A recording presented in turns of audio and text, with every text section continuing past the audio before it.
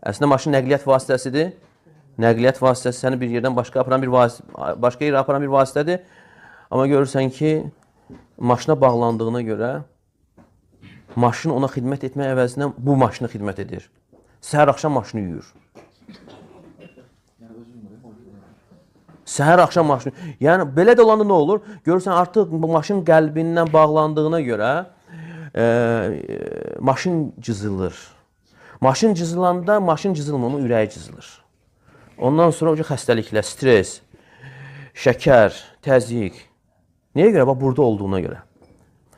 Və həmçinin başqa hər hansı bir şey ola bilər. Ya özü aparır maşını vurur və yaxud da başqası vurur və yaxud da binanın üstündən maşının üstünə atırlar.